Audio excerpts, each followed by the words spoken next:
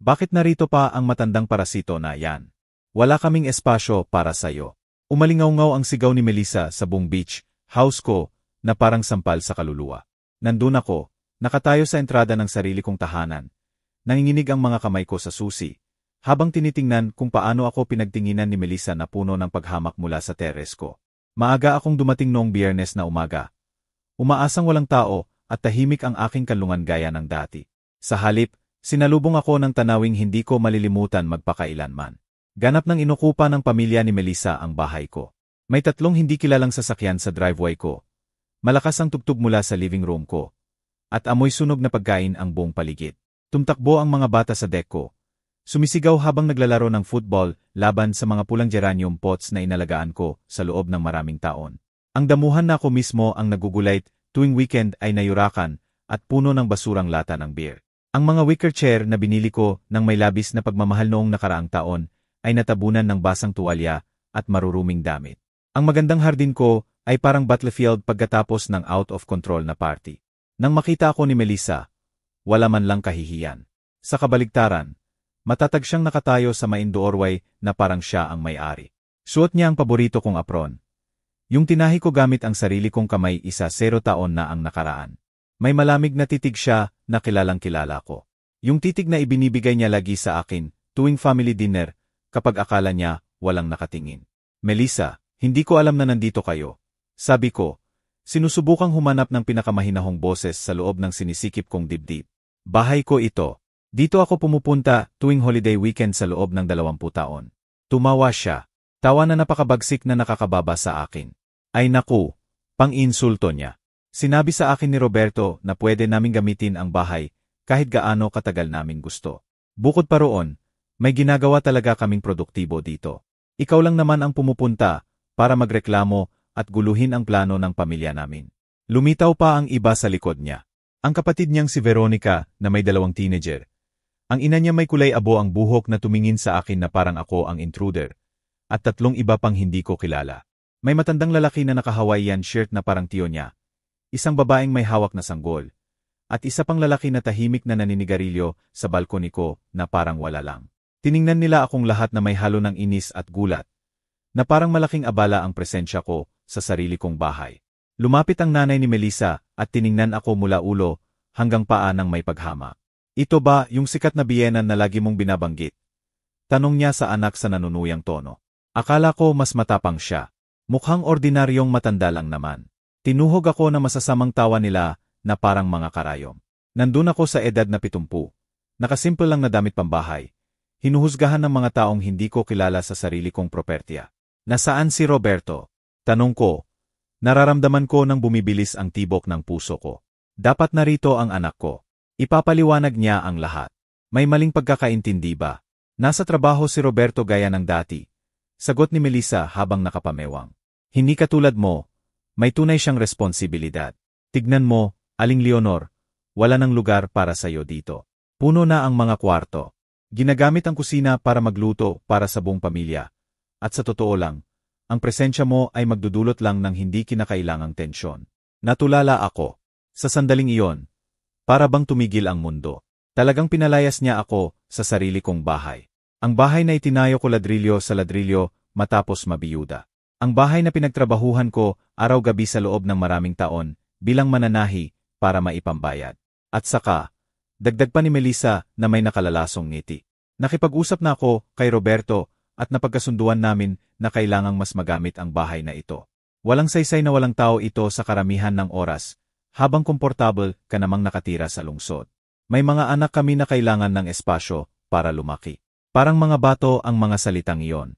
20 taon ng pagtatayo ng bahay na ito matapos mamatay ang asawa ko. 20 taon ng pagbabayad ng bawat sentimo ng mortgage gamit ang perang kinita ko sa pagtahi ng damit para sa ibang pamilya. 20 taon ng pag-aalaga sa bawat detalye, bawat halaman, bawat sulok ng lugar na ito na naging personal kong kanlungan, ang tanging lunas ko sa mundo. Bahay ko ito, Melissa. Nagawa kong sabihin kahit mas mahina kaysa gusto ko ang boses ko. May mga dokumentong patunay ako. Ako ang nagbabayad ng lahat ng bills. Ay, tama na, putol niya. Mas lalo pang itinaas ang boses. Palagi na lang ganyan. Nasa'yo raw, na ikaw ang nagbabayad. Anak mo si Roberto, di ba? Sa'yo ay sa kanya rin at sa kanya ay sa akin rin. Ganyan ang normal na pamilya. Tumigil na sa paglalaro ang mga bata, at tahimik akong tinitingnan ng lahat. Nararamdaman ko ang mga mata nila, hinuhusgahan ako, naghihintay ng reaksyon ko. Nanginginit ang pisngi ko sa kahihiyan. Pero may hindi sumuko sa loob ko. Ayaw nitong bigyan sila ng palabas na hinihintay nila. Isa sa mga teenager, pamangkin yata ni Melissa, lumapit at tiningnan ako ng may kapalmukan. Bakit hindi ka na lang mag-hotel? Tama si tita. Wala nang lugar para sa iba dito. Sige lang, anak, sabi ko sa wakas na may ngiting galing sa kaluluwa ko. Kahit alam kong hindi umabot sa mga mata ko. Naiintindihan ko ng lubos ang sitwasyon. Ngumiti si Melissa sa tagumpay. Akala niya panalo na siya. Mukhang nasiyahan ang iba, na parang nakasaksi sila ng makatarungang tagumpay. Hindi nila alam kung ano ang kanilang binuhay. Habang naglalakad ako palayo sa sarili kong bahay ng mabagal, pero may dignidad, bumalik ang isip ko 20 taon na ang nakaraan nang wala pang bahay ang lote na ito, kundi damo at pangara. 50 anyos pa lang ako noon. Kakabiyuda ko pa lang at 25 anyos pa lang si Roberto. Kami lang dalawa laban sa mundo, at ginawa ko ang pinakamahalagang desisyon sa buhay ko na magtayo ng kanlungan para sa aming pamilya. Naalala ko noong umaga ng Agosto nang dumating ako sa lote na may suot na sapatos pang trabaho at savings book. Bawat sentimo ay ipinaghirap ko bilang mananahi. Tumatanggap ng order mula 4 oras ng umaga hanggang 11 ng gabi. Mga wedding gown, uniforme sa paaralan, pagbabago ng damit, kurtina para sa bahay ng iba. Dumudugo ang mga daliri ko ng libu-libong beses sa makina na hanggang ngayon ay hawak ko pa. Pero bawat tahi ay isang ladrilyo patungo sa pangarap ko. Tiningnan ako ng arkitekto nang may pagdududa nang sabihin kung gusto kong magpatayo ng beach house bilang biyudang mananahi. G&G Cruz, abutin ito ng 2,500,000. Sabi niya habang tinitingnan ang papeles. Sigurado ba kayong kaya nyo ito?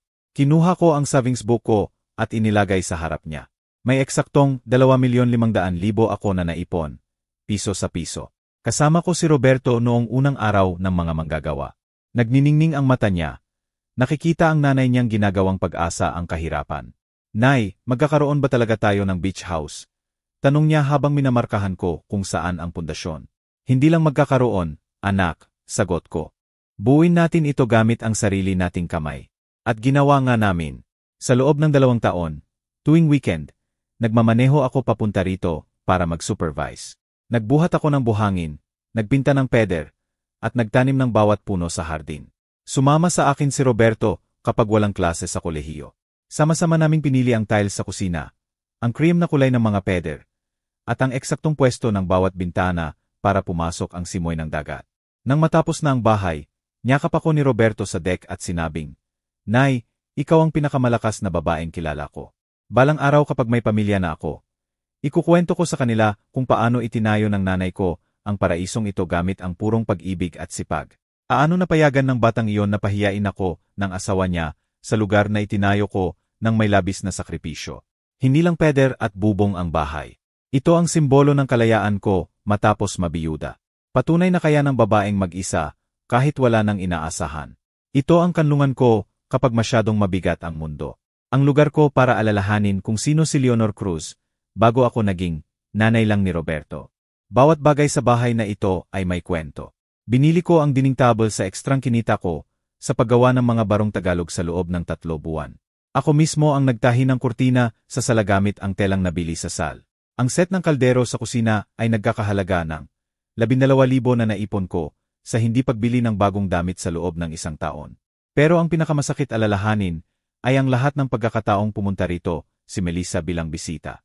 Sa unang mga taon ng kasal nila ni Roberto, para siyang mabait na manugang.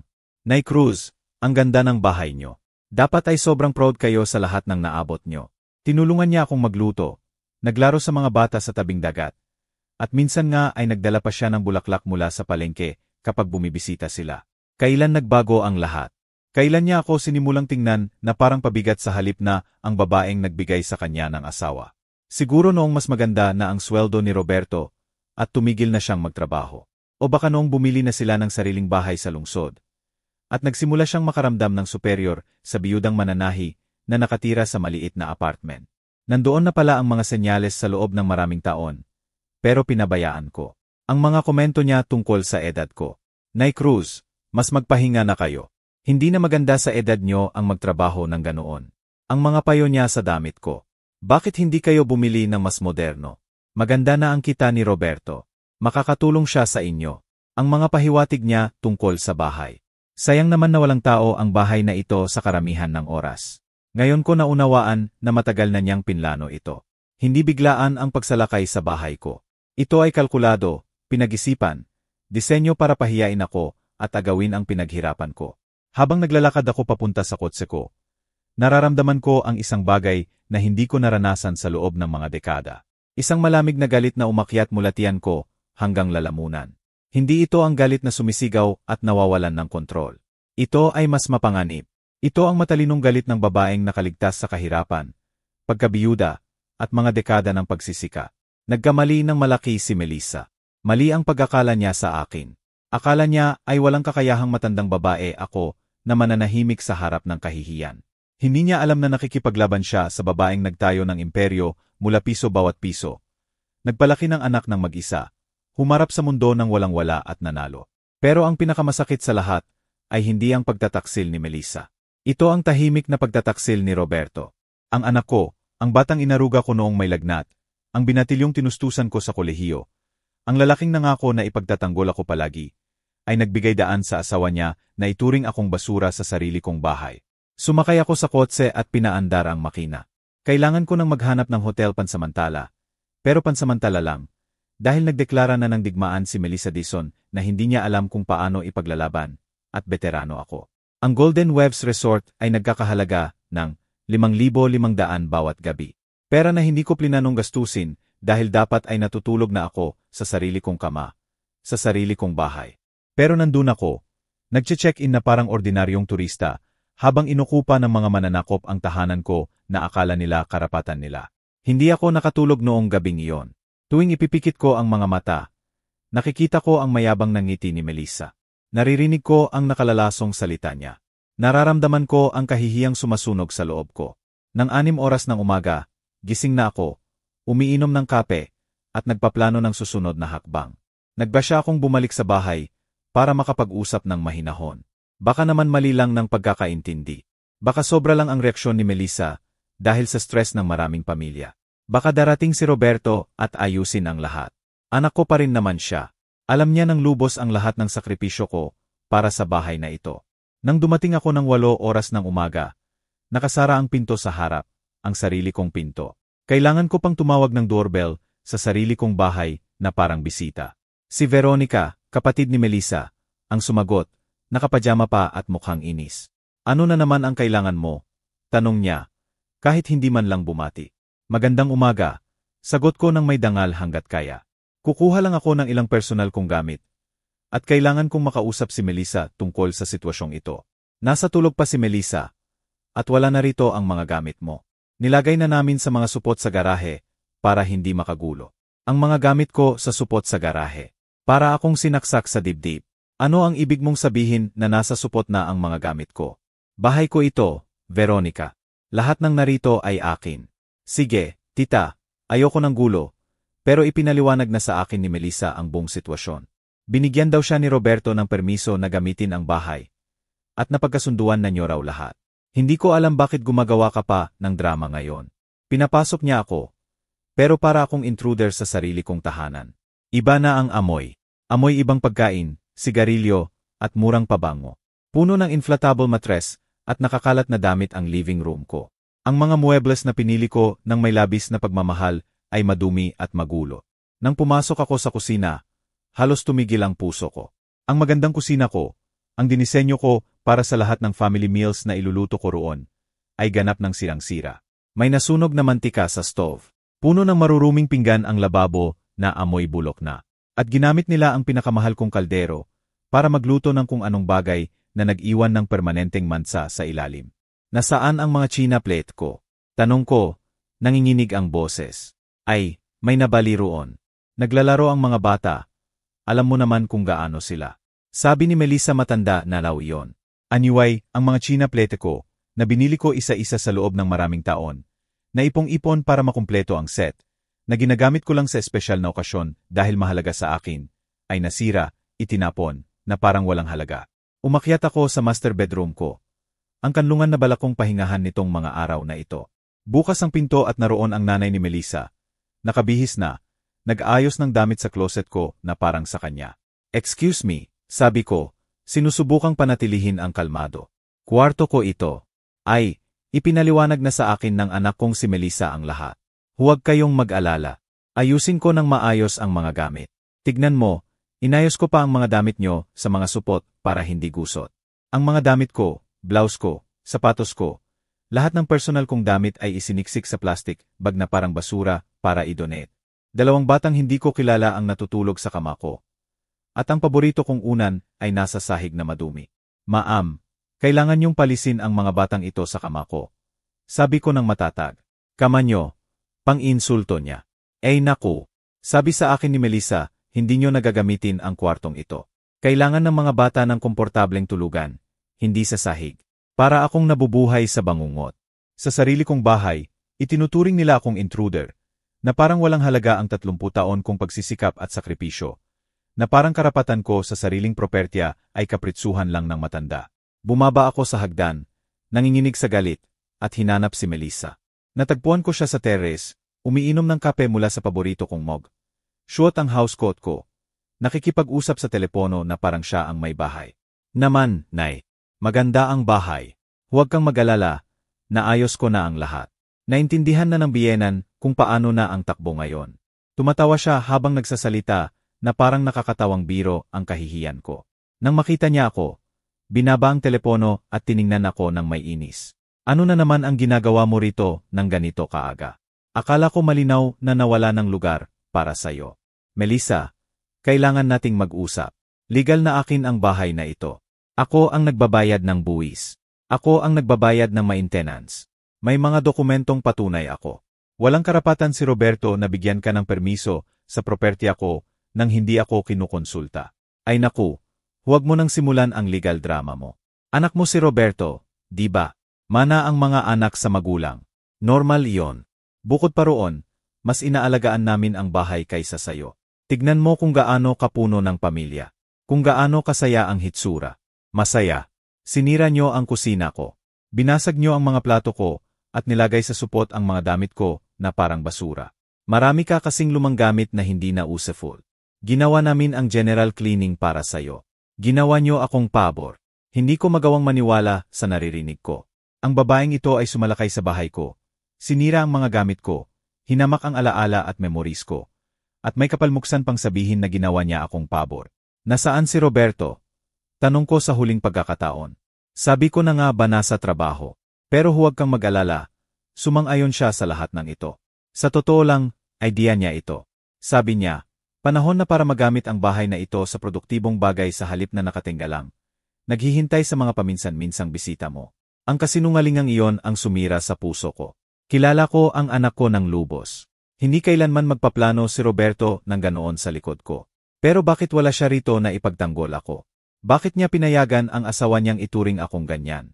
Melissa, magiging malinaw ako sa'yo. Hanggang bukas, kailangan niyong umalis ng buong pamilya mo sa bahay ko. Matatapos na ang sitwasyong ito ngayon. Tumawa siya ng malupit na tawang kilala ko na. Ano? Tatawag ka ng pulis? Ay dedemanda mo ang sarili mong anak. Huwag kang tumawa, Leonor. Alam mo namang wala kang magagawa sa amin. Pamilya kami. Sa sandaling iyon, alam kong tama siya sa isang bagay. Pamilya kami. Pero nakalimutan niya ang pangunahing tuntunin ng tunay na pamilya. Hindi umaatake ang lobo sa kawan. At inatake niya ang pinakamatanda at pinakamatalinong lobo sa lahat. Ngumiti ako at tumalikod para umalis. Tama ka, Melissa. Pamilya tayo. At makikita mo rin kung ano talaga ang ibig sabihin noon. Noong hapon na iyon, bumalik ako sa bahay na may dahilan. May nakalimutan daw akong importanteng gamot sa kabinet sa banyo ko. Pinapasok ako ni Melissa nang may pag-aalangan. Pero hindi niya ako sinamahan. Masyado siyang abala sa pag-organisa ng barbecue sa deck ko, kasama ang buong extended family niya. Habang umaakyat ako sa banyo, ginamit ko ang pagkakataon para talagang suriin ang pinsala sa tahanan ko. Mas malala pa sa inaakala ko ang natagpuan ko.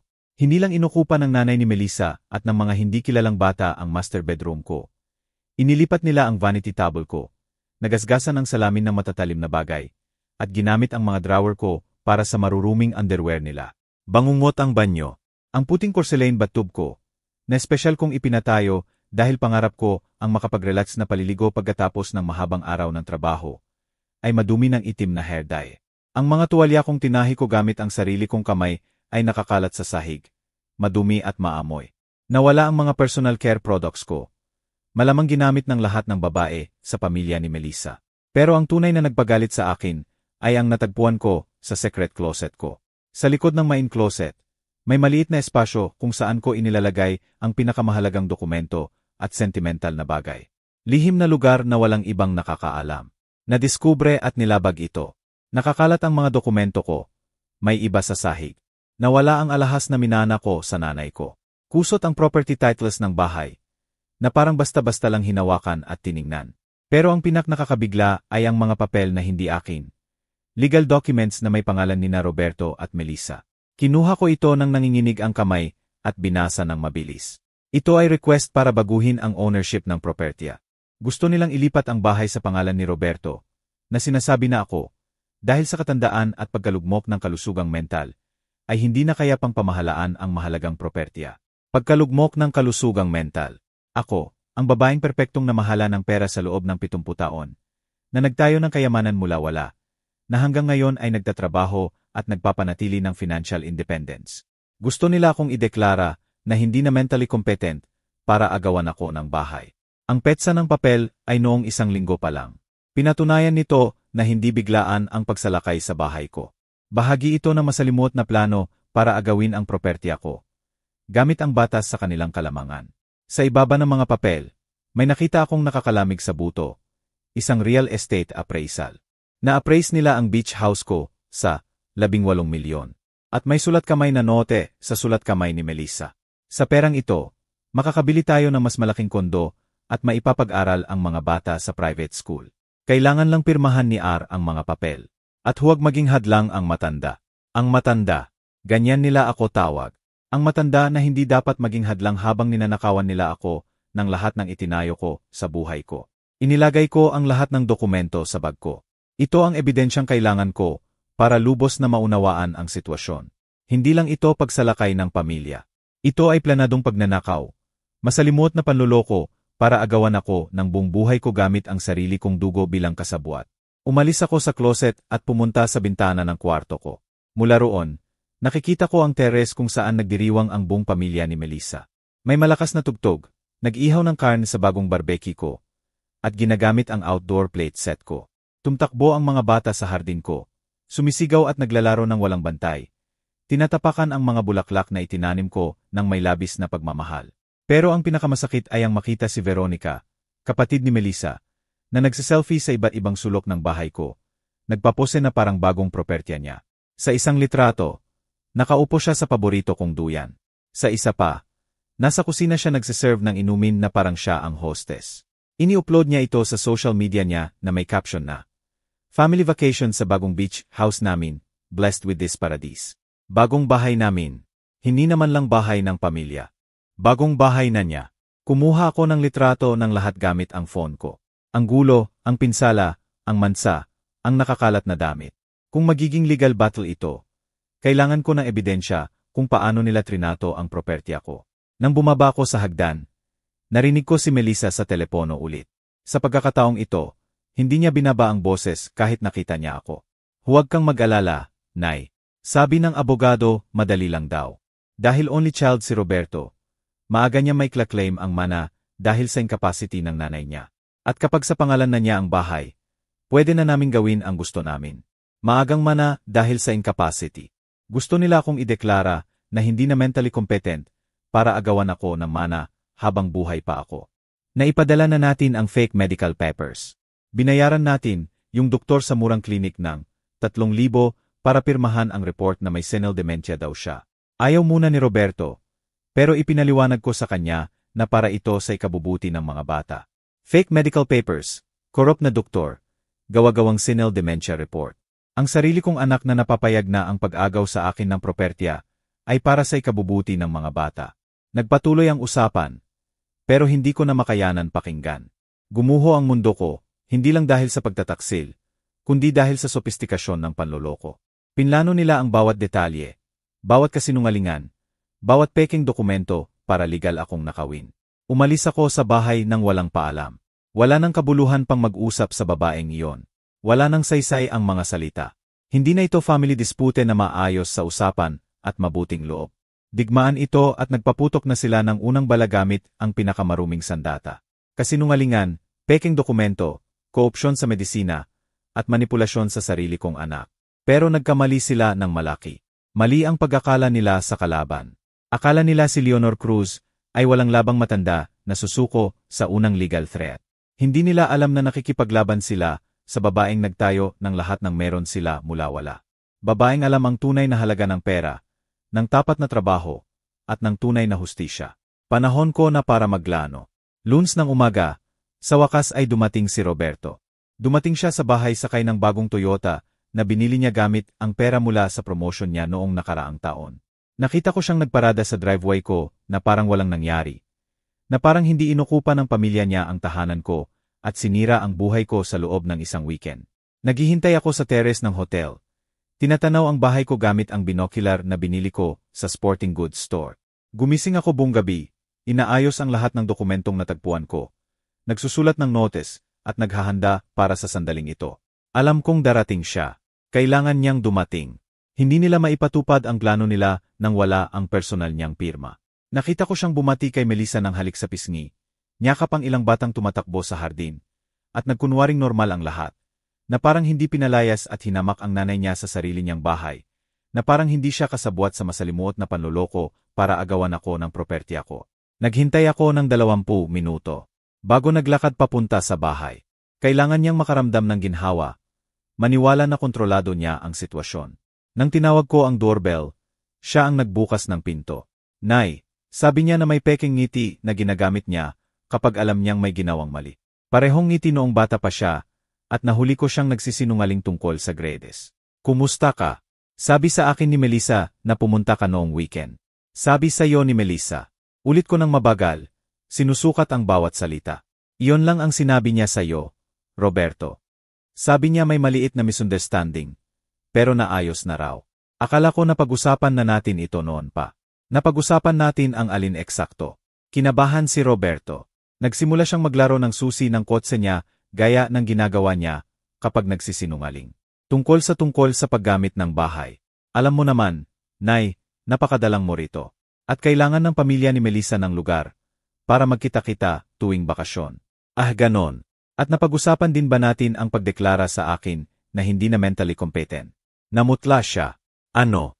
Ano ang sinasabi mo? Inilabas ko ang mga dokumento mula sa bag ko at inilagay sa harap niya. Tungkol dito ang sinasabi ko, Roberto. Request for property transfer dahil sa mental incapacity ng may-ari. Pamilyar ba sa'yo? Nanginginig ang kamay niya habang kinuha ang mga papel. Sandali, nakita ko ang tunay kong anak. Ang takot na batang pinalaki ko nang mag-isa sa loob ng maraming taon. Pero ilang segundo lang iyon bago lumitaw si Melissa sa likod niya. Ano ba to? Tanong niya sa kontroladong boses na lagi niyang ginagamit. Roberto, napagkasunduan na natin na walang pag-uusap tungkol dito. Melissa, natagpuan niya ang mga papel. Anong papel? Tanong niya, nagkukunwaring inosente. Roberto, nalilito na naman ang nanay mo. Alam mo naman kung paano siya kapag stress. Hindi ako nalilito, Melissa. At hindi rin ako senile, gaya ng sinasabi ng peking medical report na binayaran nyo ng 3,000. Ganap nang natanggal ang maskara. Puno ng galit ang mata niya. Nag-ispiya ka sa pribadong usapan namin. Ipinagtatanggol ko ang bahay ko mula sa mga mananakop at magnanakaw. Magnanakaw. Sigaw niya. Hindi kami magnanakaw. Anak mo si Roberto. May karapatan siya sa propertyang ito. May karapatan si Roberto na manahin kapag namatay na ako. Hindi ang nakawin habang buhay pa ako. Ay naku. Matanda ka na, Leonor. Ilang taon pa ba ang itatagal mo? Bakit hindi mo na lang kami payagang gumawa ng produktibo sa bahay na ito sa halip na nakatingga lang? Naghihintay sa paminsan-minsang bisita mo. Nakabibinging katahimikan ang sumunod. Nakatungo si Roberto na parang binatilyong pinapagalitan. Lumabas ang nanay ni Melissa at si Veronica mula sa bahay at nakikinig mula sa terrace. Tumigil sa paglalaro ang mga bata at pinanonood kaming lahat ng may pagtataka. Totoo bang sinabi mo lang na bilisan ko nang mamatay para makuha niyo ang bahay ko. Sa wakas ay nagsalita si Roberto ng malakas. Hindi ko sinabi iyan. Depensa ni Melissa. Sabi ko lang na hindi na niya kailangan ng ganoong karaming propertya sa edad niya. Sino ka para magdesisyon kung ano ang kailangan ko o hindi? Tanong ko sa kanya ng direkta. Sino ka para salakayin ang bahay ko, sirain ang gamit ko, nakawin ang alahas ko, at planuhin na agawan ako ng buong buhay ko gamit ang pekeng dokumento? Hindi kami nagnakaw ng kahit ano. Hindi ba? Nasaan ang pearl earrings na iniwan sa akin ng nanay ko? Nasaan ang gold watch ng tatay ko na insured sa 180,000? Nasaan ang silver coins na nakatago ko sa secret closet ko? Tiningnan ako ni Roberto ng may gulat.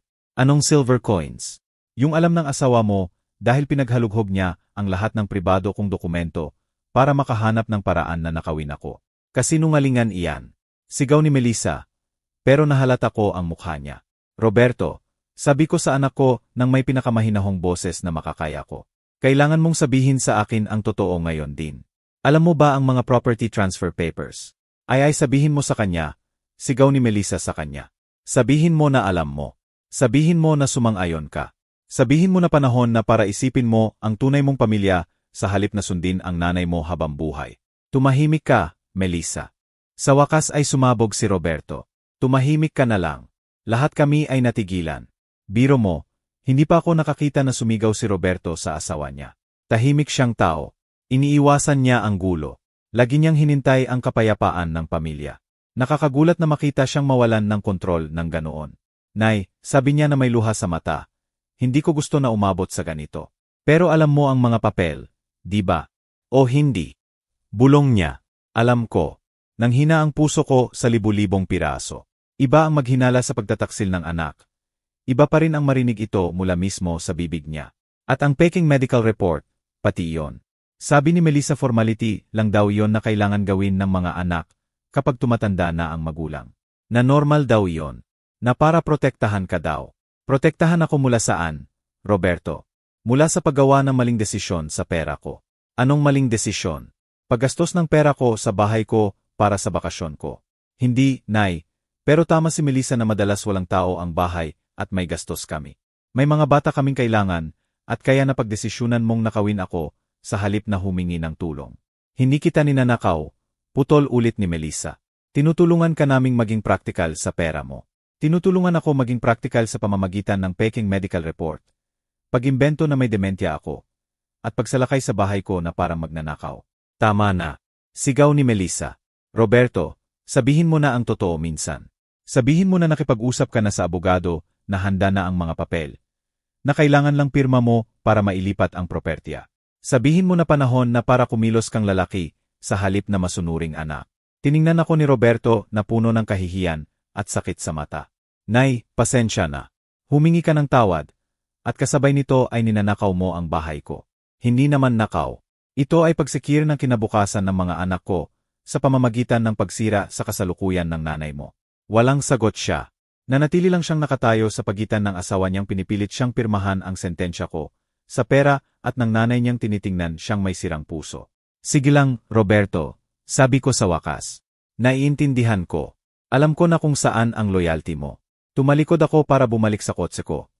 Pero tumigil at humarap ulit sa kanila lahat. Isang bagay na lang. Akala niyo si Leonor Cruz ay walang labang matanda na susuko ng walang away. Nagkamali kayo. Nakipaglaban ako sa kahirapan at nanalo. Nakipaglaban ako sa pagkabiyuda at nanalo. Itinayo ko ang propertiyang ito ladrilyo sa ladrilyo noong wala pa kayo sa buhay ko. At ngayon makikipaglaban ako sa inyo at mananalo rin ako. Nawala ang mapang-aping ngiti sa mukha ni Melissa. Sa unang pagkakataon, nakita ko ang takot sa mata niya. Sa anong abogado? Tanong niya nang nanginginig ang boses. Wala ka namang pera para sa legal battle. Ngumiti ako. Sino ang nagsabi sa iyong wala akong pera? Anak. Lumakad ako palabas sa bahay ko ng buo ang dangal. Pero sirang-sira ang puso. Gumawa na ng pili si Roberto. Pinili niya ang madaling pera kaysa sa babaeng nagpalaki, nag-aral, at walang kondisyong nagmamahal sa kanya sa loob ng 45 taon. Pinili niya ang malakas na sigaw ng asawa kaysa sa tahimik na boses ng sariling konsensya. Pero kung akala nila mananahimik ako sa sulok at tatangis, lubos silang nagkamali. Diretso akong nagpunta sa bangko. Kailangan kong i-check kung eksakto kung magkano ang pera kong magagamit sa digmaang ito. Sa nakalipas na 20 taon, patuloy akong nag-ipon ng relihiyoso, kahit natapos ko ng bayaran ang bahay. Bawat buwan, nag-iipon ako ng 18,000 mula sa pensyon ko at kita sa pananahi. Natutunan ko noong bata pa na ang naipong pera ay kapangyarihan. Ito ay seguridad. Ito ay kalayaan. Kilala ako ng 15 taon ng bank manager na si Alex Reyes. Seryoso at profesional na lalaki na laging nairespeto ang financial discipline ko. Aling Leonor, paano ko po kayo matutulungan ngayon? Kailangan ko po ng eksaktong balanse ng lahat ng account ko. At kailangan kong makipag-usap tungkol sa delikadong legal na bagay. Nang ipakita niya sa akin ang mga numero sa screen, ngumiti ako sa unang pagkakataon sa loob ng ilang araw. May 5,200,000 ako sa Savings Plus, 1,400,000 sa Certificates of Deposit at 720,000 sa checking account, kabuwang 7,320,000. Nagkalkula ng mali si Melissa. Akala niya mahirap lang na matanda ako na umaasa lang sa maliit na pensyon. Hindi niya alam na si Leonor Cruz ay masipag na tita habang buhay. Nag-ipon ng bawat sentimo para protektahan ang sarili mula mismo sa ganitong sitwasyon. Mr. Reyes, kailangan niyo pong i-freeze ang anumang attempt ng third party na makagalaw ng account ko. At kailangan ko ng official letter mula sa bangko na nagpapatunay ng mental capacity ko na pamahalaan ang finances ko. Siyempre po, Aling Leonor, may problema ba? Sinusubukan ng pamilya ko na ideklara akong hindi na mentally competent para agawan ako ng mga ari-arian. Nagiging seryoso ang mukha niya. Grab iyan. Kailangan niyo po ba ng rekomendasyon ng espesyalistang abogado? Po, pakikalmahan. Ibinigay niya sa akin ang pangalan at numero ni Ate Tomas Guerrero, espesyalista sa family law at asset fraud. Siya ang pinakamagaling sa ganitong kaso. Sabihin niyo po na ako ang nagsugo sa inyo. Umalis ako sa bangko na may bagong enerhiya sa mga ugat ko. Hindi lang dahil sa kapanatagan na may pondo akong ipinaglalaban. Ito ang kalinawan ng isip na may konkretong plano na. Tinawagan ko si Ate Tomas Guerrero mula sa parking lot ng bangko. Binigyan ako ng appointment ng sekretarya niya sa parehong hapon. Makikita kayo ng abogado ng 4 oras. Emerhensya po ba? Napaka-emergency. Gumugol ako na natitirang oras sa umaga sa pag-aayos ng lahat ng dokumentong nakolekta ko. Ang peking property transfer papers, mga litrato ng pinsala sa bahay ko, listahan ng mga ninakaw na bagay, at kopya ng lahat ng lehitimong property titles ko. Nagprint din ako ng screenshots mula sa social media ni Veronica kung saan ipinagyayabang niya ang bagong beach house. Nang 4 oras, nakaupo na ako sa eleganteng opisina ni Ate Tomas Guerrero. Kalagitnaan siya ng 60S. May kulay abo ang buhok na may matatalinong mata at profesional na asal na agad nagbibigay ng tiwala. GNG, Cruz, ikwento niyo po sa akin ang lahat mula simula. Huwag niyo pong kaligtaan ang anumang detalye.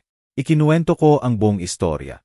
Ang pagsalakay sa bahay ko, mga pahihiya ni Melissa, mga peking dokumento, peking medical report, ninakaw na alahas, pagtataksil ni Roberto.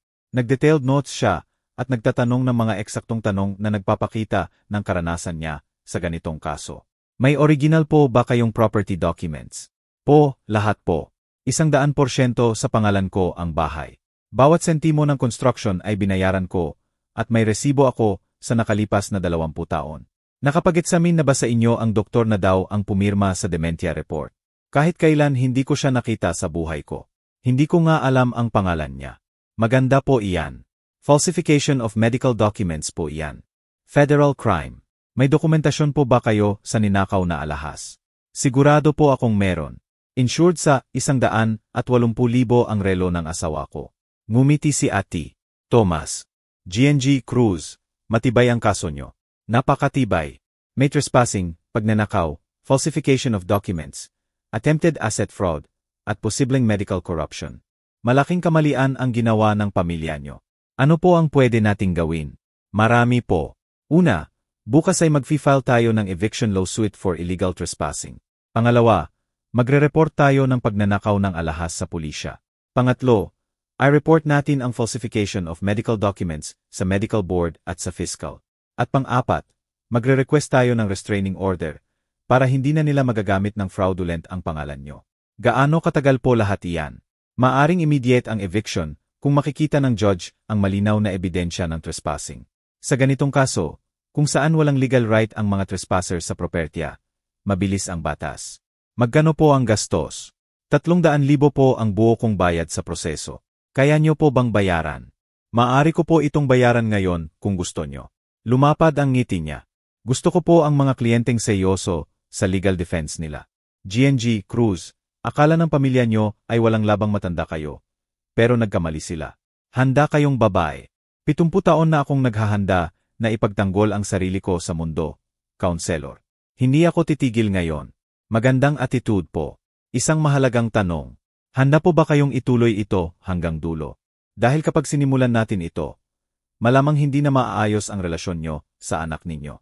Tahimik ako sandali, iniisip si Roberto, ang batang naging siya, ang lalaking maaari sana siyang naging, ang duwag na naging siya. Counselor, tinaksilan ako ng anak ko para sa pera. Ay deklara akong hindi na mentally competent para sa pera, at hayagang hinamak ako para sa pera. Kung napakadali lang masira ng relasyon namin dahil sa pera, hindi naman talaga tunay na relasyon iyon. At kung magsisisi siya at magsosorry sa gitna ng proseso, dapat ay naisip niya iyon bago siya pumirma ng papeles para nakawin ako. Hindi na binibilang ang sorry pag nahuli na. Tumango si Ati. Tomas ng may respeto. Naintindihan ko po. Itutuloy po natin lahat. Bukas ng umaga, ifa-file natin ang lahat ng demanda. May isa pa po, Counselor. Gusto ko po ay maunawaan nila na lubos nilang minura ang kalaban nila.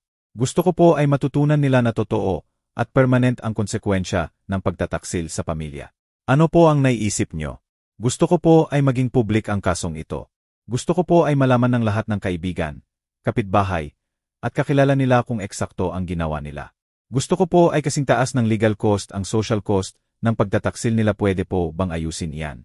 Public po ang court records at pwede po nating tiyakin na marinig ng local media ang ganoong eskandalosong kaso. Umalis ako sa opisina na ibang-iba ang pakiramdam kaysa noong pumasok ako. Hindi na ako si Leonor Cruz, ang niloko at hinamak na ina.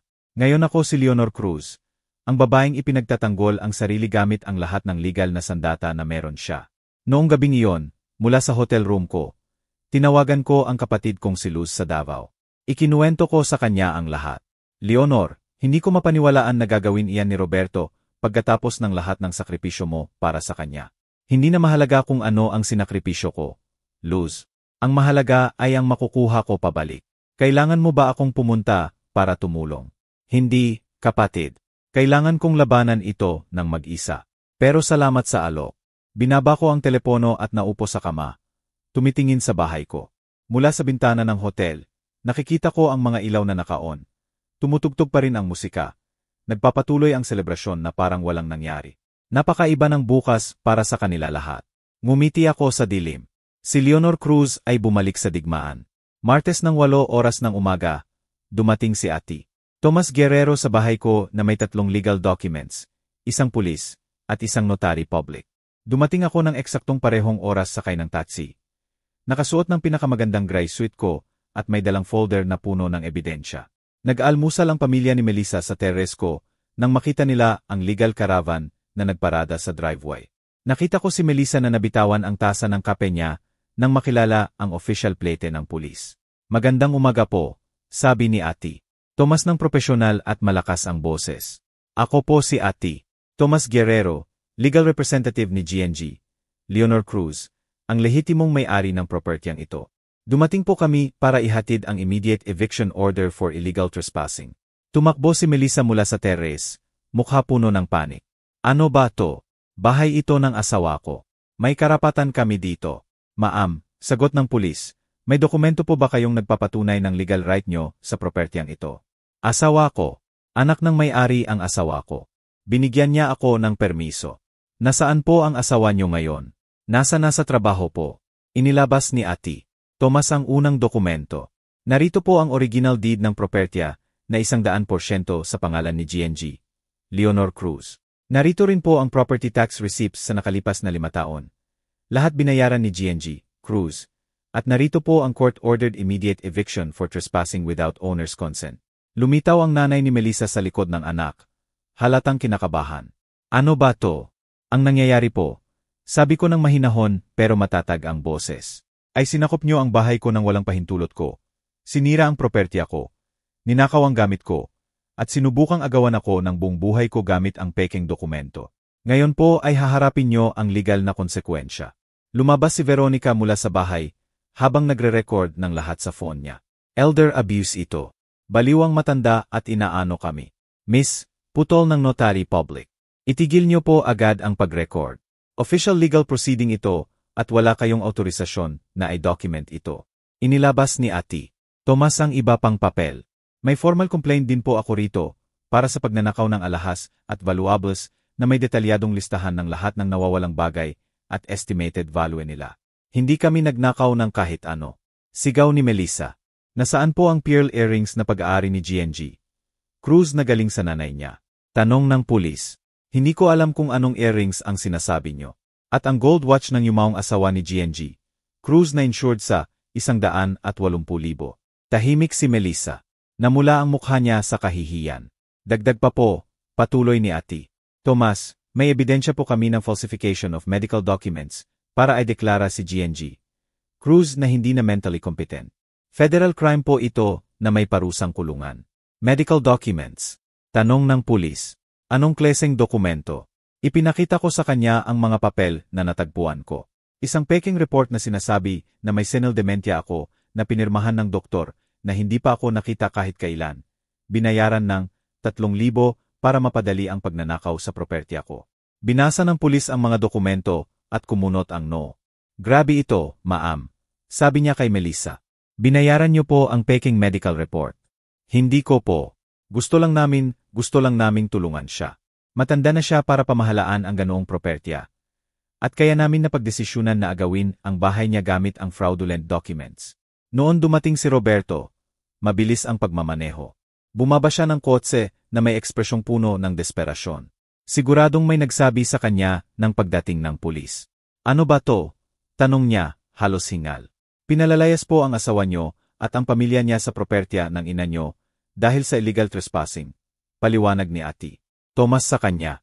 At ikaw po, Mr. Cruz, ay kinakastigo bilang accomplice sa kaso ng attempted asset fraud. Asset fraud. Ipinakita ko sa kanya ang mga dokumento.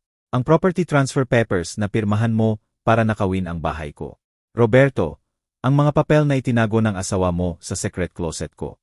Namutla si Roberto. Nay, maipapaliwanag ko. Wala nang ipapaliwanag. Gumawa ka na ng desisyon. Pero hindi ko gusto na umabot sa ganito. Hindi mo gusto na umabot saan? Sa pagtatanggol ko sa sarili ko. Umaasa ka naman na nahimik ako habang ninanakaw nyo ang buong buhay ko. Lumapit si Melissa kay Roberto at bumulong sa tainga niya. Umiling siya. Ano ang sinasabi ng asawa mo, Roberto? Tanong ko.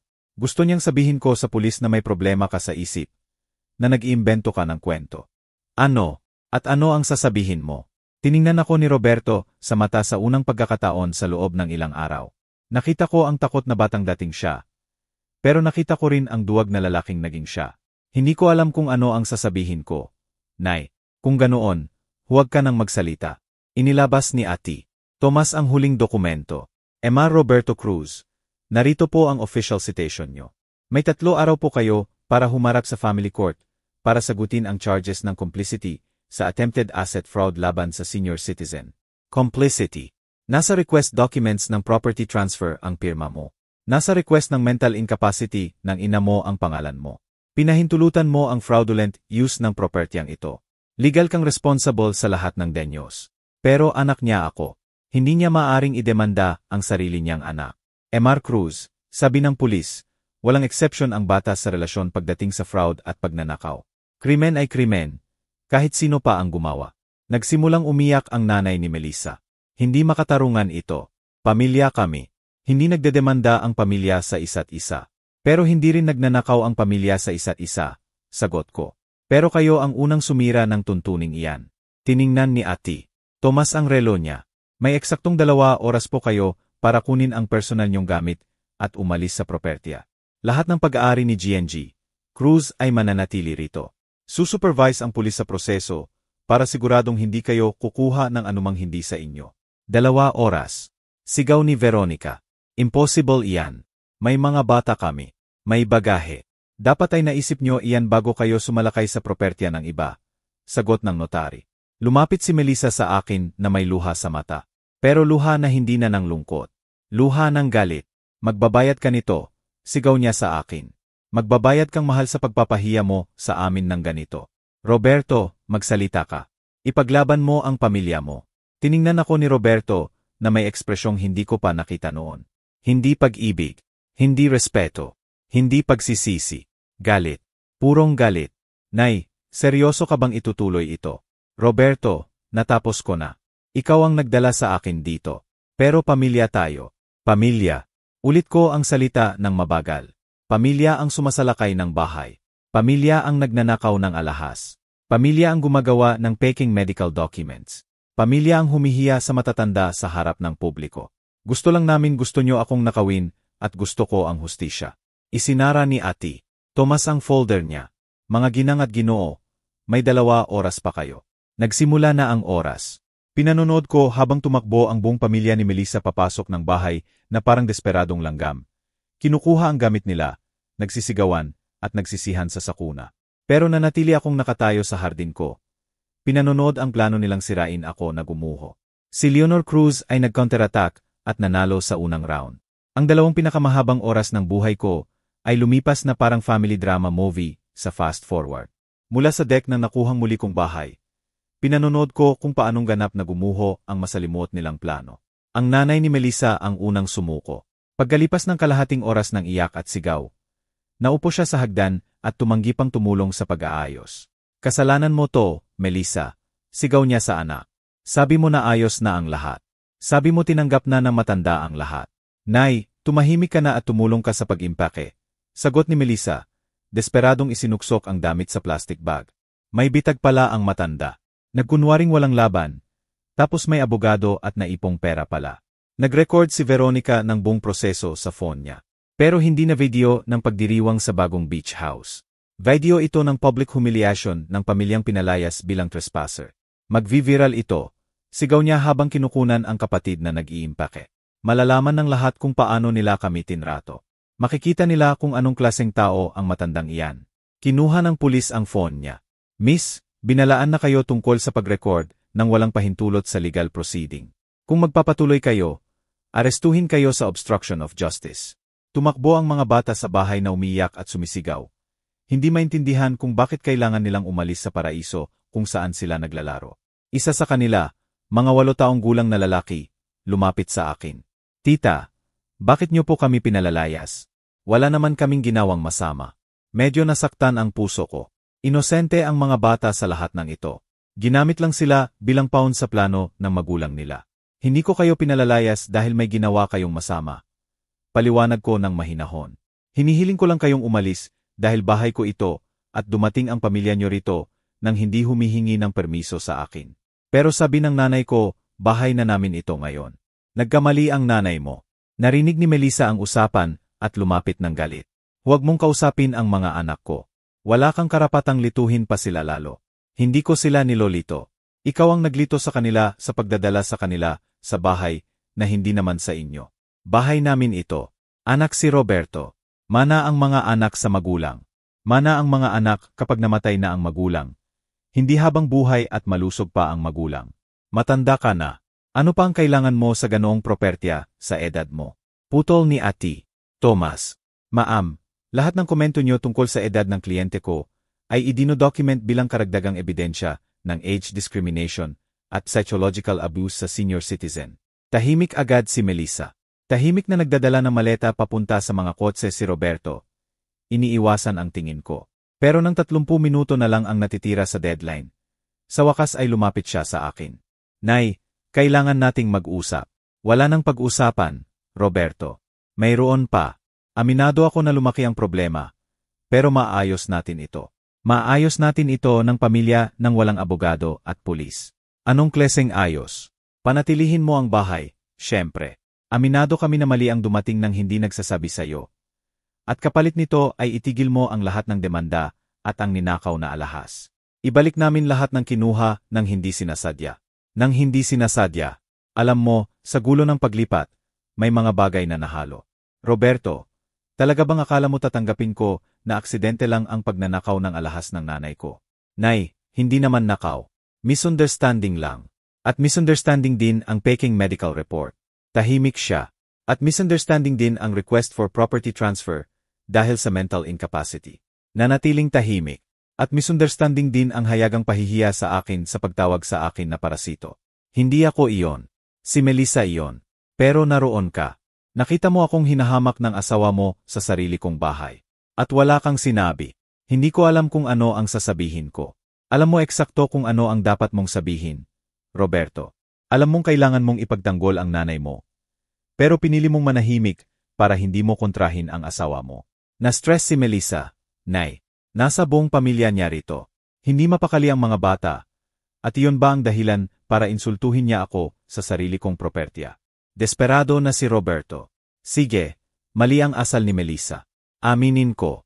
Ano pa ang gusto mong sabihin ko? Gusto ko sabihin mo ang totoo. Gusto ko aminin mo na pinlano niyong nakawin ang bahay ko gamit ang peking dokumento. Gusto ko aminin mo na tinaksilan mo ako para sa pera. Hindi kita tinaksilan para sa pera. Ginawa ko para sa pamilya ko. At ano ako, Roberto? Hindi ba ako pamilya mo? Pamilya kita.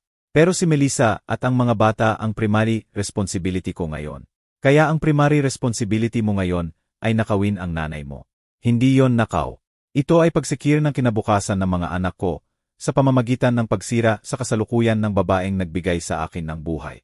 Inilagay ni Roberto ang mga kamay niya sa ulo niya sa sobrang frustrasyon. Nay, hindi mo naiintindihan. Malaking-malaki ang gastos namin. Kailangan ng mga bata ng private school, damit, bakasyon. May kailangang ayusin sa bahay ni Melissa. Nagtatrabaho ako araw-gabi, pero kulang pa rin palagi ang pera. Kaya napagdesisyunan mong ako ang magbayad ng mga bills nyo gamit ang pinaghirapan ko habang buhay. Nag-iisa ka lang nakatira sa maliit na apartment. Hindi mo na kailangan ng ganito kalaking beach house. Sayang lang. Ayan na. Sa wakas lumabas ang totoo. Hindi niya ako tinaksilan dahil sa pag-ibig sa pamilya niya. Tinaksilan niya ako dahil akala niya hindi ko deserve ang pinaghirapan ko buong buhay. Sayang. Inulit ko ang salita ng mabagal. Nay, hindi ko sinabi sa masamang paraan. Sayang ba ang 30 taon kong paggawa araw-gabi? Hindi. Pero sayang ba ang disiplina ko sa pag-iipon ng bawat sentimo para maitayo ang bahay na ito? Nay, please. Sayang ba ang sakripisyo ko sa pagpalaki sa iyo nang mag-isa matapos mabiyuda? Tama na, pagsabog ni Roberto. Lagi na lang ganyan sa iyo. Lagi mo na lang ipinapaalala ang lahat ng sinakripisyo mo. Lagi mo na lang pinaparamdam sa akin na may utang na loob ako habang buhay. Katahimikan ang sumunod. Kahit si Melissa ay tumigil sa pag-iimpeke para makinig. Ayan ang totoo. Sabi ko nang may katahimikang nagulat sa akin. Hindi mo ako tinaksilan dahil sa pera. Tinaksilan mo ako dahil naging psychological burden sa iyo ang mga sakripisyo ko para sa iyo. Hindi ko sinabi yan. Hindi mo kailangang sabihin. Sumigaw mo na kanina. Huminga ng malalim si Roberto. Namumula ang mukha sa kahihiyan at galit. Alam mo ba kung ano ang pinakamasakit sa lahat ng ito? Anak, tanong ko sa kanya. Kung direktang humingi ka lang sana ng tulong sa akin, tutulungan kita. Kung sinabi mo lang sa akin na nahihirapan kayo sa pera, magkasama sana tayong humanap ng solusyon. Pero mas pinili mong magkunsabahan sa likod ko. Pahiyain ako sa harap ng lahat. At subukang nakawin ako gamit ang batas. Bakit, Roberto? Bakit mo pinili ang pinakamalupit na paraan? Kasi alam kong tatanggihan mo ako. Paano mo nalaman kung hindi mo man lang ako tinanong? Kasi palagi kang sobrang kuripot sa pera mo.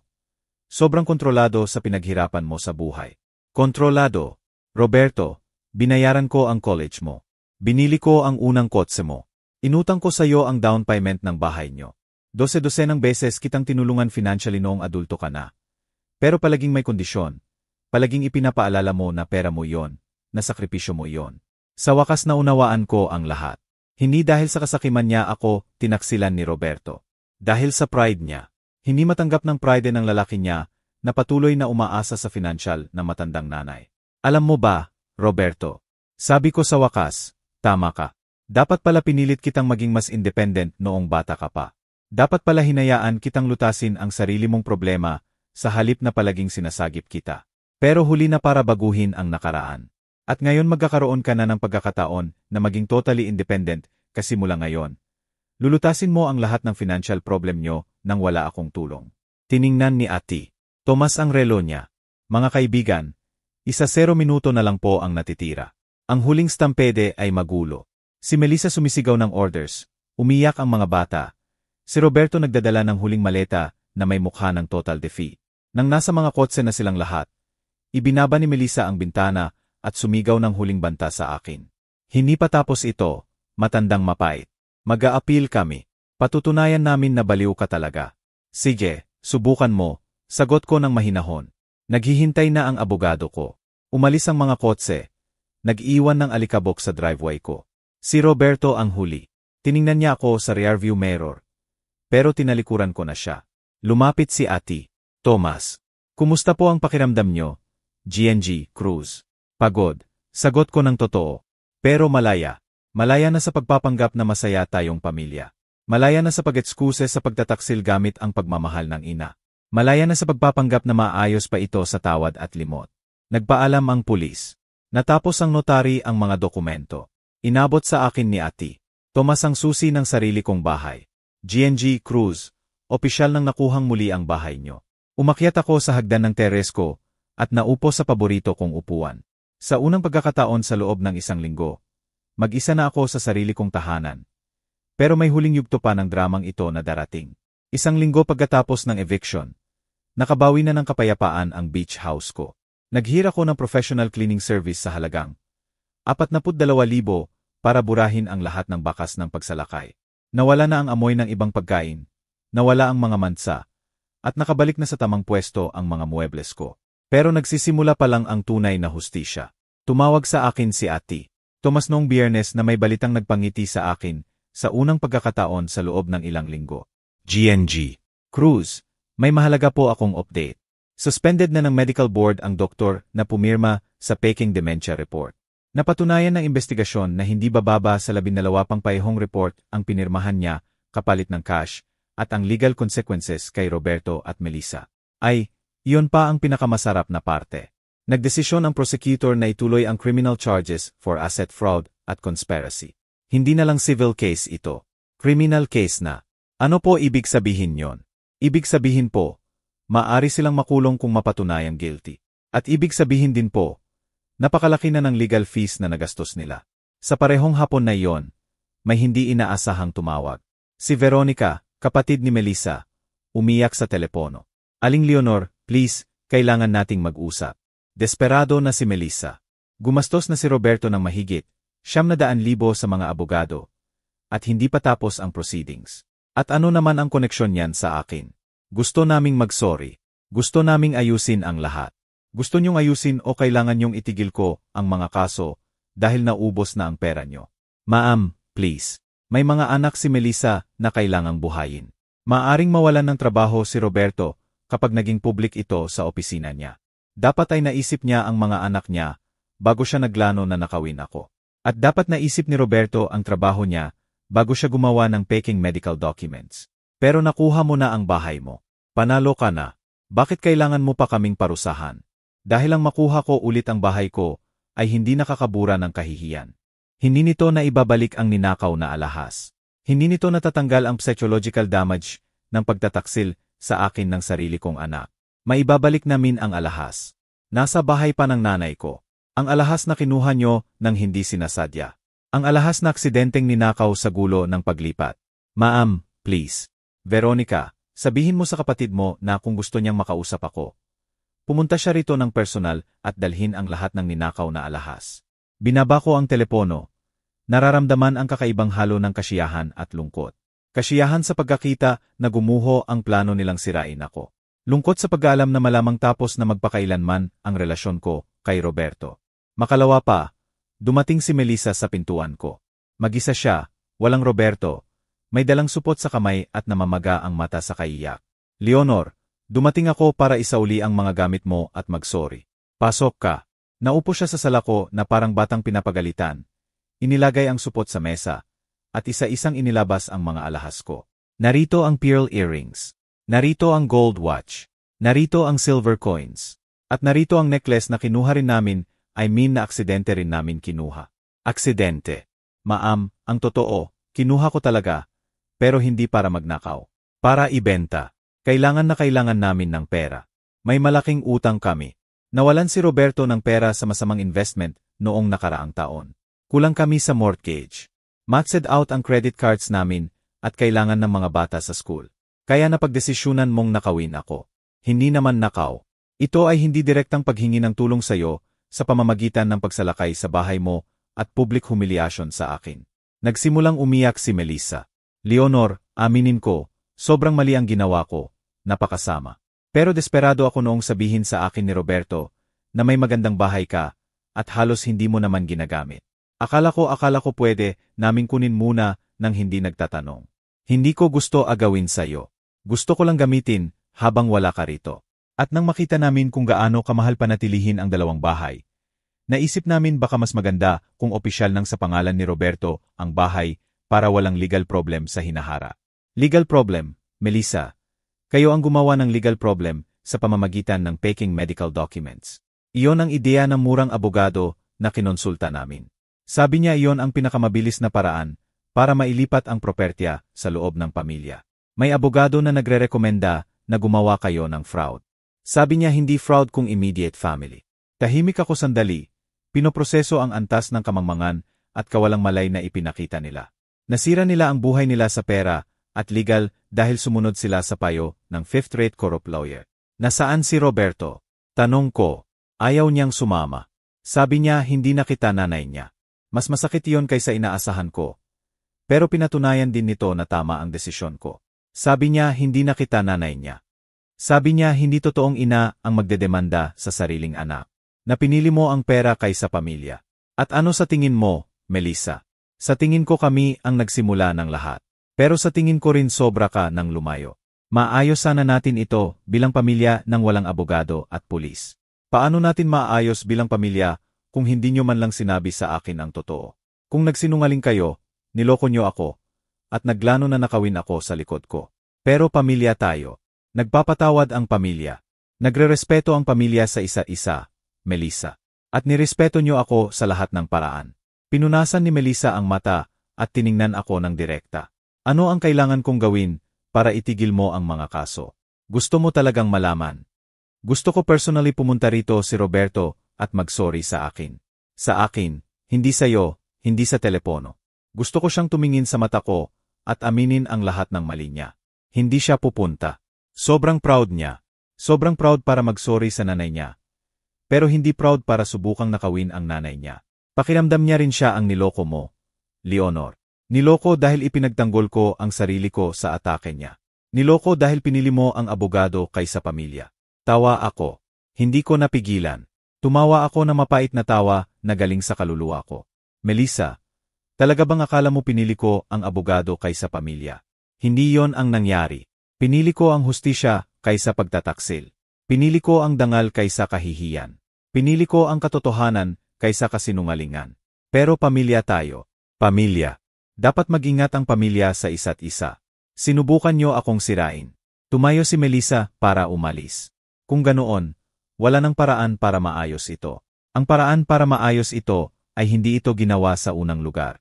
Pag-aalis niya, naupo ako sa teres ko. Pinanonood ang paglubog ng araw sa dagat. Humihampas ang alon sa tabing dagat sa walang hanggang ritmo. Walang pakialam sa drama ng mga tao sa lupa. Isang linggo pa, tumawag si Ate Tomas na may huling balita. GNG. Cruz, tumanggap sina Roberto at Melissa ng plea deal. Magbabayad sila ng multa na 1,500,000. Kada isa ay gagawin ang 200 oras na community service at magkakaroon ng probation sa loob ng 2 taon. Walang kulungan. Wala po. Pero permanenteng criminal record na sila. At opisyal nang nullified ang faking doctor's report. Malinaw na ang mental capacity nyo sa batas. At ang legal fees. Gumastos na sila ng mahigit 1,800,000 sa defense lawyers. Sa multa at legal fees, mahigit 3 milyon ang nagastos nila para subukang nakawin ang bahay mo. 3 milyon. Halos kalahati ng halaga ng bahay ko. Mas malaki pa ang natalo nila sa pagnanakaw sa akin kaysa kung nagtagumpay sila. Noong gabing iyon, mag-isa sa nakuhang muli kong tahanan, ginawa ko ang pagbibilang ng lahat ng nangyari. Nawala sa akin ang anak ko. Iyon ang pinakamasakit na katotohanan. Pinili ni Roberto ang galit kaysa pagsisisi, pride kaysa tawad. Pero nanalo ako ng mas mahalaga. Ang dangal ko, kalayaan ko, at ang patunay na si Leonor Cruz ay malakas. Matalino pa ring babae na kayang ipagtanggol ang sarili sa anumang banta. Hindi ako naging walang labang matanda sa edad na 70. Naging matalinong babae ako na may resources, koneksyon, at determinasyon na protektahan ang itinayo ko ng may labis na hira. Sa susunod na buwan, naghira ko ng part-time na housekeeper para alagaan ang bahay kapag wala ako rito. Hindi dahil hindi ko na kaya, kundi para siguradong hindi na muling sasalakay kahit sino nang walang alam ko. Pinalitan ko rin ang lahat ng lock, naglagay ng security cameras, at binago ang testamento ko para iwan ang bahay sa mga charity sa halip na kay Roberto. Kung gusto niya ng total financial independence, ibibigay ko sa kanya. Makalipas ang 6 na buwan, may sulat akong natanggap mula kay Roberto. Sulat, hindi tawag. Wala man lang lakas ng loob na kausapin ako ng direkta. Nay, sana okay ka lang. Tinatanong ka ng mga bata. Natuto na kami ni Melissa ng leksyon. Sana balang araw maging pamilya ulit tayo. Hindi ko sinagot ang sulat. Ang tunay na pamilya ay hindi nagtataksil para sa pera. Ang tunay na pamilya ay hindi humihiya sa matatanda. Ang tunay na pamilya ay hindi nagpaplano ng pagnanakaw gamit ang pekeng dokumento. Nagdesisyon si Roberto na mas mahalaga ang pera kaysa nanay niya. Nagdesisyon ako na mas mahalaga ang dangal ko kaysa tawad niya. Bawat isa sa amin ay nabubuhay sa konsekwensya ng desisyon namin. Nakatira ako sa beach house ko, malaya, independent, at payapa. Sila ay nabubuhay na may utang, criminal record, at kahihiyan sa lipunan sa pagsubok na mandaya sa 70 anyos na babae. Nanalo ang tahimik na hustisya, at napatunayan ni Leonor Cruz na ang pagmamaliit sa matandang babae ang pinakamahal na pagkakamali na maaaring gawin ng sinuman. 1 linggo pagkatapos ng eviction, nakabalik na ang katahimikan sa beach house ko. Naghira ko ng professional cleaning service sa halagang 42,000 para burahin ang lahat ng bakas ng pananakop nila. Nawala na ang amoy ng ibang pagkain, nawala ang mga mansa, at nakabalik na sa dating pwesto ang mga muebles ko. Pero hindi pa tapos ang hustisya. Tumawag sa akin si Ate Tomas noong Biyernes na may balitang nagpangiti sa akin sa unang pagkakataon sa loob ng ilang linggo. Tita Leonor, may importanteng update po. Suspended na ng medical board ang doktor na pumirma sa peking dementia report. Napatunayan na hindi bababa sa 12 pang parehong peking report ang pinirmahan niya kapalit ng pera. At ang pinakamasarap pa, may criminal charges na po laban kina Roberto at Melissa for asset fraud at conspiracy. Criminal case na po ito, hindi na lang civil. Ibig sabihin, maaari silang makulong kung napatunayang guilty. At napakalaki na rin po na nagastos nila sa abogado. Noong hapon ding iyon, may hindi inaasahang tumawag. Si Veronica, hipag ko, umiyak sa kabilang linya. Tita Leonor, please po, kailangan nating mag-usap. Desperado na po si Melissa. Gumastos na si Roberto ng mahigit 900,000 sa mga abogado at hindi pa tapos ang kaso. At ano naman ang pakialam ko roon? Gusto po naming mag-sorry. Gusto naming ayusin lahat. Gusto niyong ayusin o kailangan niyong itigil ko ang mga kaso kasi nauubos na ang pera niyo? Tita, please po, may mga anak si Melissa. Maaring mawalan ng trabaho si Roberto kapag naging public to. Dapat niya isip niya ang mga anak niya bago niya ako planuhang nakawin. At dapat niya isip niya ang trabaho niya bago siya gumawa ng peking medical documents. Pero nakuha niyo na po ang bahay. Panalo na po kayo. Bakit kailangan niyo pa kaming parusahan? Dahil ang mabawi ko ang bahay ko ay hindi nakakabura ng kahihiyan. Hindi nito na ibabalik ang ninakaw na alahas. Hindi nito natatanggal ang trauma na idinulot ng pagtataksil sa akin ng sarili kong anak. Maibabalik po namin ang mga alahas. Nasa bahay pa po ng nanay ko. Sabihin mo sa kapatid mo, kung gusto niyang makausap ako, pumunta siya rito ng personal at dalhin lahat ng ninakaw na alahas. Makalawa pa, dumating si Melissa sa pintuan ko. Mag-isa, walang Roberto, namamaga ang mata, may dalang paper bag. Tita Leonor, nandito po ako para isauli ang mga gamit niyo at mag-sorry. Pasok ka. Naupo siya sa sala ko na parang batang pinapagalitan. Isa-isa niyang inilabas ang mga alahas ko sa mesa. Narito po ang pearl earrings. Narito ang gold watch. Narito ang silver coins. At narito po ang necklace, na aksidente rin po naming nakuha. Aksidente. Tita, aminin ko po, kinuha ko talaga para ibenta. May malaking utang kami. Nawalan si Roberto ng pera sa masamang investment noong nakaraang taon. Kulang kami sa mortgage, maxed out ang credit cards, mahal ang tuition ng mga bata. Kaya naisip namin, kailangan namin ng pera. Kaya napagdesisyunan mong nakawin ako. Hindi naman po nakaw, parang hindi direktang paghingi ng tulong sa inyo. Nagsimula siyang umiyak. Noong sinabi sa akin ni Roberto na may magandang beach house kayo na halos hindi nyo naman ginagamit, Akala ko, pwede naming gamitin muna. Tapos noong nakita namin kung gaano kamahal ang pagmaintain ng dalawang bahay, naisip namin baka mas maganda kung sa pangalan na niya para walang legal problem sa hinaharap. Legal problem na ginawa niyo mismo sa pamamagitan ng peking medical certificate. Iyon po ang ideya ng murang abogado namin. Sabi niya iyon ang pinakamabilis na paraan para mailipat sa loob ng pamilya. May abogado na nagre-rekomenda ng fraud. Nasaan si Roberto? Tanong ko. Ayaw niyang sumama. Sabi niya hindi na daw kita nanay niya. Mas masakit iyon kaysa inaasahan ko. Sabi niya hindi totoong ina ang magsasampa ng kaso sa sariling anak. Na pinili niyo raw ang pera kaysa pamilya. At ikaw, Melissa, ano sa tingin mo? Sa tingin ko kami po ang nagsimula. Pero sa tingin ko rin sobra na po kayo. Maayos sana natin ito bilang pamilya ng walang pulis at abogado. Paano natin maayos bilang pamilya kung hindi nyo man lang sinabi ang totoo? Kung niloko nyo ako at planuhin nyo akong nakawin sa likod ko. Pero pamilya tayo po. Nagpapatawad ang pamilya. Nare-respeto rin ng pamilya ang isa-isa, Melissa. At wala kayong ginawa kundi hindi ako respetuhin. Ano po ang kailangan kong gawin ko para itigil nyo ang mga kaso? Gusto mo talagang malaman? Opo. Gusto ko personally pumunta rito si Roberto at mag-sorry sa akin. Sa akin. Hindi sa'yo, hindi sa text o tawag. Gusto ko siyang tumingin sa mga mata ko at aminin ang lahat ng mali niya. Hindi po siya pupunta. Sobrang proud niya. Sobrang proud para mag-sorry sa nanay niya. Pero hindi proud para subukang nakawin ang nanay niya. Tumayo siya para umalis. Kung ganoon, wala nang paraan para maayos ito. Ang paraan para maayos ito ay hindi ito ginawa sa simula pa lang. Isang linggo pa, tumawag ulit si Ate Tomas na may huling balita. Tita Leonor, tumanggap sina Roberto at Melissa ng plea deal. Magbabayad sila ng multa na 1,500,000 bawat isa, 200 oras na community service, at 2 taon na probation. Walang kulungan, pero permanenteng criminal record na sila. At opisyal nang nullified ang peking medical report. Malinaw na po ang mental capacity nyo. At ang legal fees nila.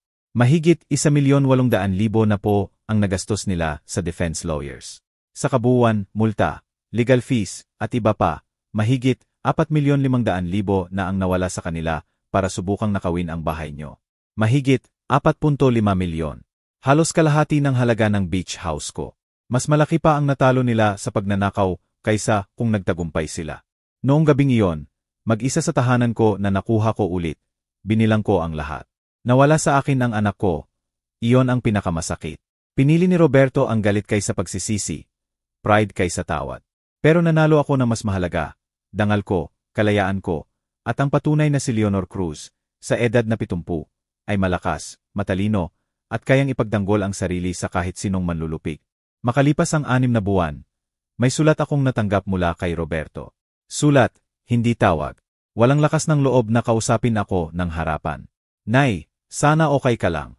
Tinatanong ka ng mga bata. Natuto na kami ni Melissa. Sana balang araw maging pamilya ulit tayo. Hindi ko sinagot. Ang tunay na pamilya ay hindi nagtataksil para sa pera.